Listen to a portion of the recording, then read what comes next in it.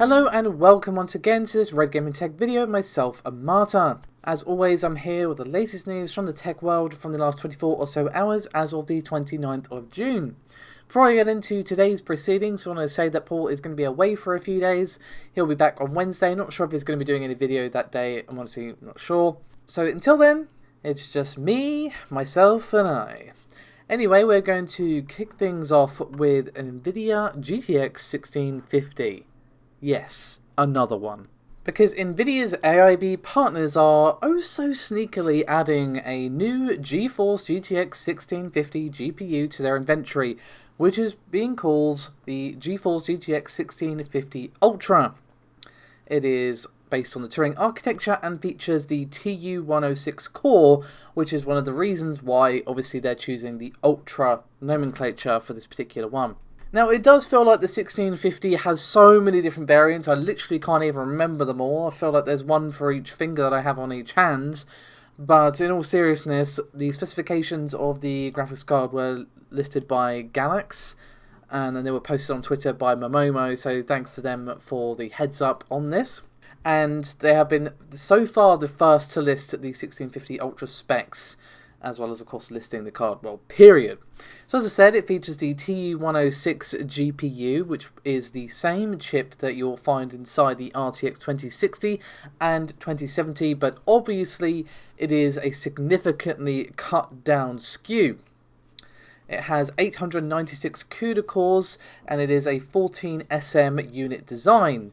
As for the clock speed, it is maintained at 1410 MHz base and 1590 MHz boost clock. As for the memory, it's 4GB GDDR6 and it has a 128-bit bus at 12 Gbps, so that is a total bandwidth of 192 GB a second. Now that is where the official information stops, but we do actually have a benchmark which has already been dug up by Tom Apisak, so of course you can find his tweet linked below, and you can see it has a TimeSpy score of 3,700 points, which puts it roughly 12% faster than the standard GTX 1650 in the same benchmark. Now, we don't know any details about where this card is going to be released. You know, it's not outside the realms of possibility that this is just for, say, the Asian specific market, or if it's going to be a worldwide release. You know, AMD have also done something similar in the past where certain cards have been exclusive to China and things like that. So we will have to wait and see what happens. I just feel like, yes, the increase is nice, but the 1650 lineup is already ridiculously stuffed. So it's kind of hard to feel any real excitement about it, well, at all, to be honest. Anyway, we're going to move on now to some bits from AMD. We've got quite a bit of AMD news today, the first of which is their market share in Japan with Ryzen. So basically what we have this time around is some figures from the Japanese portal BCN Ranking, and thanks to Hardware Times for sharing this particular piece of news. You can of course find their link in the description below this video. So basically, they have reported that AMD are still maintaining their leading position in the CPU segment, obviously with Ryzen, despite the fact that obviously the 10th gen Comet Lake processors have also released. But it doesn't just stop there actually. The latest report also suggests that Ryzen CPU shares in Japan have quadrupled over the last 3 years. AMD had a tiny segment of the market, just 16%, when the original Zen architecture was launched back in 2017. And obviously Intel reigns supreme with the remainder of the market share. But let's, flash forward to now, where the Ryzen 3000 processors have helped AMD have an impressive share of the market, 67.4% during the previous month, whereas Intel's came in at roughly 32.6%. Now, there's one thing to keep in mind that is important, that these are retail CPU figures, mainly DIY. They do not include the pre-built OEM market, so if you include that, the picture might be a bit different, sure, but this is still a pretty impressive turnaround from AMD. I feel like we should just crown AMD the comeback kings at this point, because to go from 16% of the market in 2017 to over 60% of the market now, that's impressive. Regardless of the fact that it is just a DIY market, that is still a pretty huge win for AMD. However, our next AMD topic is a brief whistle stop to Vermeer. And this time we have Igor's Lab to thank for this particular piece of news, and of course you can find them linked below. So according to their report, AMD Vermeer CPUs, which obviously are Ryzen 4000, are close to launching. Apparently the CPUs are now at a B0 stepping, and I'm basically just going to go through the usual validation. B0 basically means that the CPU is fully working and is now ready for mass production. So the next step is obviously high volume manufacturing, and then we will see these CPUs actually come out onto the market. Now normally the sort of manufacturing time period is about 3 to 4 months, so we could be seeing these processors very, very soon indeed if Igor's Lab information is accurate. Next up, however, is a bit of a surprise for the B550 motherboards from AMD. So let me just refresh your memory a little bit, and you'll kind of get why this is so strange.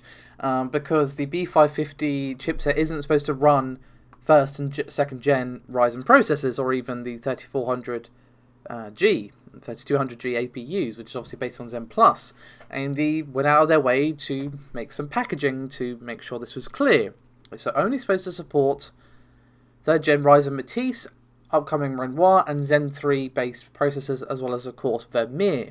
So this is where it goes, intriguing, because the user Momomo on Twitter, whose name is very familiar by this point, as always, their tweet is linked below, they posted some screenshots of an Asus TUF Gaming B550M Plus motherboard running a Zen Plus based Ryzen 5 3400G APU, which is based on the Picasso Silicon, and also they showed a 2600X processor, which obviously is Pinnacle Ridge, running on the same processor as well, complete with CPU-Z validations. Now do keep in mind that there's nothing in the changelog of the BIOS shown here, which is version 0608, to indicate that it now supports Zen Plus, and it's not in its CPU support lists. So while this is an impressive feat that this was managed to be pulled off, just trying to make it clear, I wouldn't recommend the risk of buying a B550 if you are looking to save some cash by buying an older processor. But we are done with Camp AMD, at least for today. We have a very interesting rumour in giant flaming letters for the PlayStation 5. So obviously we finally know what the PlayStation 5 looks like, at least. We know roughly when it's coming out, but the main thing we don't know is of course the price. And I just want to stress, these are rumours. Cannot make it clearer that these are not official, etc. You know the drill. Take it with the usual pinch of salt, TM. Anyway, so there was a report from Cal Cotland, who was citing another user by the name of Iron Man PS5. Now, before you roll your eyes, this source is highly reliable with PlayStation 5 leaks. Obviously, we still not should take this as confirmed. Just keep that in mind that the source has been pretty spot on in the past. So they do thankfully have some pricing for the actual console itself, as well as the controller, stuff like that. So the standard PS5, the one with the disc drive, which includes one DualSense controller, is priced, according to him, at €499. And additional DualSense controllers are apparently going to cost €59. The digital-only edition, which obviously completely lacks an optical drive, is 20% more cheaper at $399, again in euros. Now there's also a recharging station for the controllers at €29, which charges up to 2 controllers at a time, a wireless media remote accessory, which is also priced at €29, and a web camera for €59. Also, one thing that we may remember seeing featured previously is the wireless gaming headset for the PS5, the Pulse 3D, which is priced at €179. Now, obviously, all these prices are in euros. A a conversion, that's the word I was looking for, conversion from €499 is $552.14, which obviously would be a bit weird. So it might just be $499, just blanket across, excluding any regions where consoles and such are typically more expensive. So what do I think of this? Well, let's assume that it's £499, dollars, whatever. That pretty much lines up with what we've been hearing, to be honest. And I've always said that if it wasn't around sort of 450, 499, I would have been pretty surprised. But again, these are just rumours. So make of it what you will, is basically what I will say. But these do line up with, well, common sense, previous reports and such. It'll probably be a while before we learn what the price actually is, because Microsoft and Sony are in a game of chicken right now, and they are both like hardcore staring at each other, eyes all red because neither of them are blinking. Whoever blinks first loses. Anyway, we're going to move on to a couple of gaming pieces just to round things up here, as we have some very mysterious accounts for Fable and Perfect Dark to discuss. So basically what happened is that fans discovered last week a Fable and Perfect Dark Twitter account, both of which were registered in early 2020.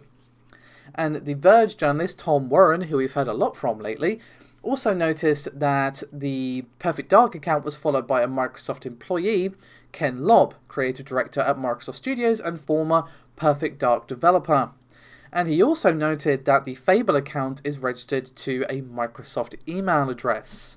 Now, despite this, Aaron Greenberg, whose name you should be very familiar with, stepped in to basically throw water over the flames of rumour. He replied to Tom's tweet saying, quote, "It's been standard practice to secure social handles for our IP," and also said that these accounts have been inactive for years. It does actually get weirder from there, because the owner of the Perfect Dark game Twitter account actually replied, saying, "I created this account after hearing about the Fable one and noticed Perfect Dark didn't have one. Shortly after, I received a follow request from Ken Lobb, to which I accepted. I doubt if they didn't have something in the works, he wouldn't have sent a follow. After accepting Ken's follow, I sent him a message saying that if you needed the I'd be happy to give it up. I'm still waiting for a reply. I never thought it would reach Greenberg. Sorry to disappoint everyone. I'm just a normal guy who got the @ So just a very strange situation. Now obviously the Perfect Dark game and new Fable game have been rumoured for quite some time, and we may or may not see them at the Xbox event that's going to be happening at some point in July. By all accounts, rumours, to be fair, it is going to be heavily focused on first-party games with some third parties thrown in for good measure. Anyway, let me know what you think, guys. Not just on this, but on everything discussed in this video. I'm especially curious if you believe the prices that we have had leaked for the PlayStation 5 are actually accurate. Let me know your thoughts, but regardless of all that, thank you so much for watching. As always, your support means a huge deal to both myself and Paul, and I'll see you next time. Bye-bye.